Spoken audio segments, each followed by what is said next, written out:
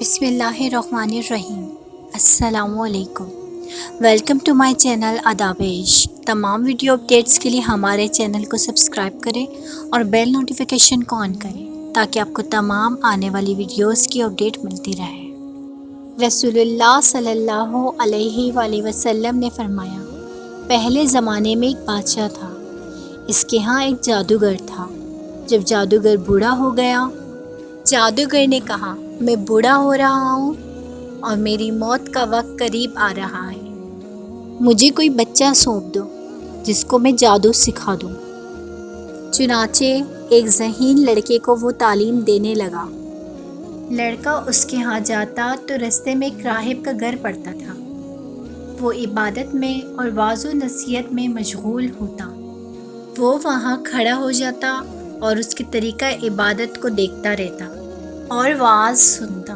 وہ روز وہاں سے آتے جاتے رک جاتا تھا۔ جادوگر اس کو بہت مارتا تھا اور ماں باپ بھی اس کو مارتے کہ وہ وہاں دیر سے کیوں پہنچتا ہے اور گھر بھی دیر میں آتا ہے۔ ایک دن بچے نے راہب کو یہ شکایت پیش کی۔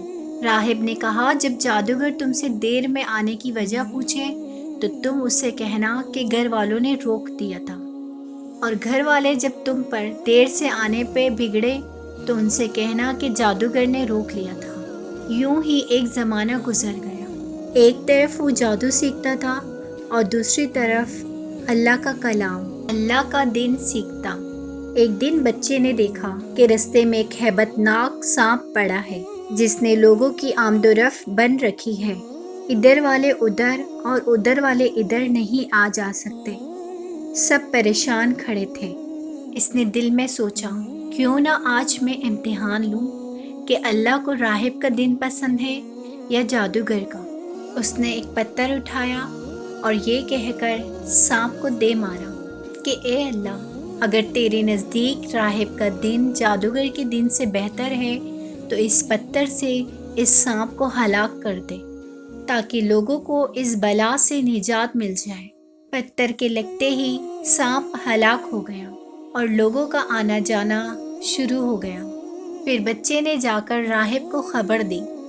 راہب نے کہا، پیارے بچے، آج تم مجھ سے افضل ہے۔ اب اللہ کی طرف سے تمہاری آزمائش ہوگی۔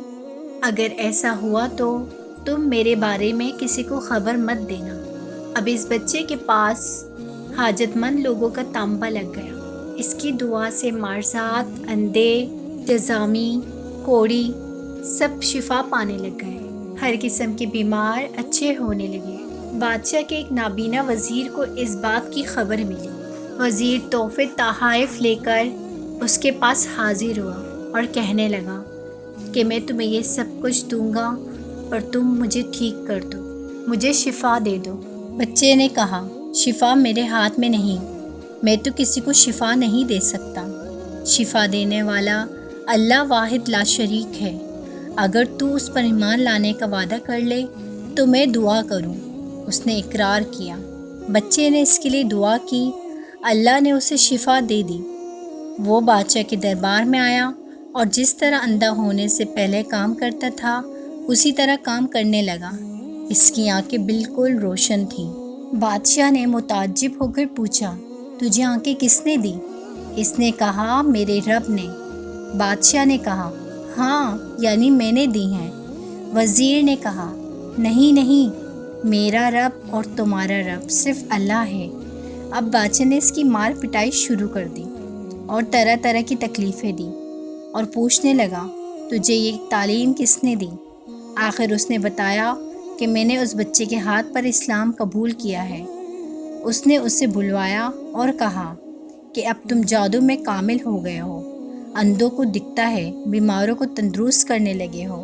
اس نے کہا، غلط ہے، میں کسی کو شفا نہیں دے سکتا ہوں، نہ جادوگر ہوں، شفا اللہ کے ہاتھ میں ہے۔ وہ کہنے لگا، اللہ تو میں ہی ہوں۔ اس نے کہا، ہرگز نہیں۔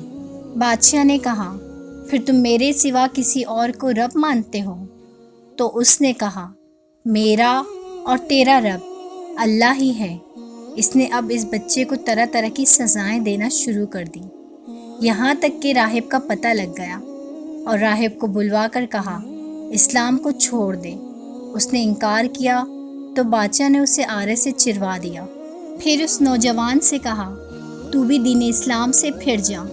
اس نے بھی انکار کیا تو بادشاہ نے اپنے سپاہیوں کو حکم دیا کہ اسے فلاں پہاڑ کی چوٹی پر لے جاؤ، وہاں پہنچ کر بھی اگر یہ دین سے باز آ جائے تو اچھا ہے، ورنہ وہیں لڑکا دے۔ چنانچہ سپاہیوں سے پہاڑ کی چوٹی پر لے گئے۔ جب اسے دھکا دینا چاہا تو اس نے اللہ سے دعا کی، اے اللہ، جس طرح تو چاہے مجھے ان سے نجات دلا دے۔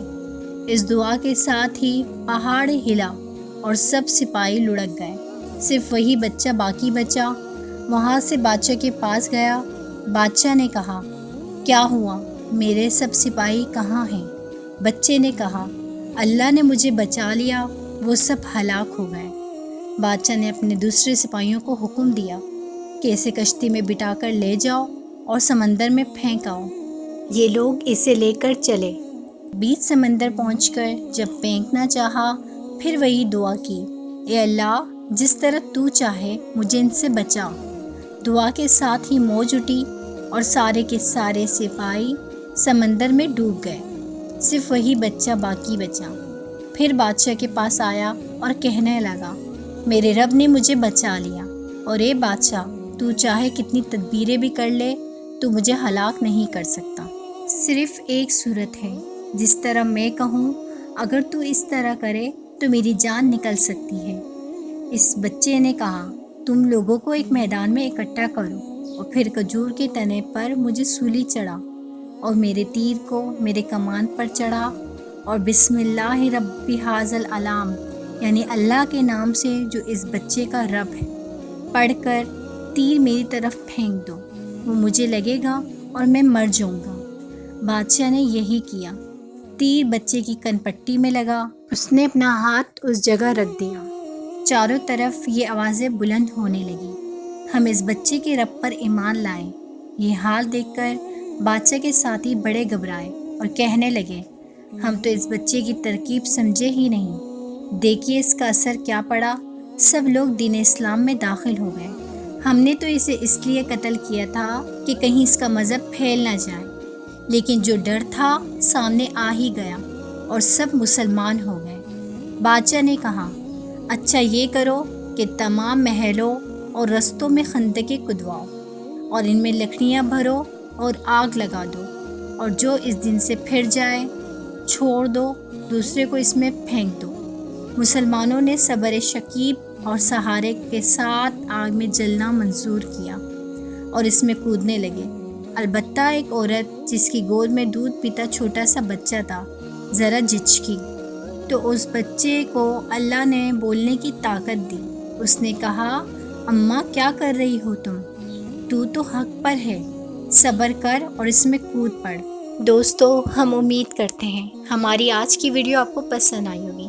ہمارے چینل کو سبسکرائب کریں، اس ویڈیو کو زیادہ سے زیادہ شیئر کریں اور آنے والی ویڈیو تک اپنی میزبان ایمان خان کو اجازت دیجیے۔ اللہ نگہبان، فی امان اللہ۔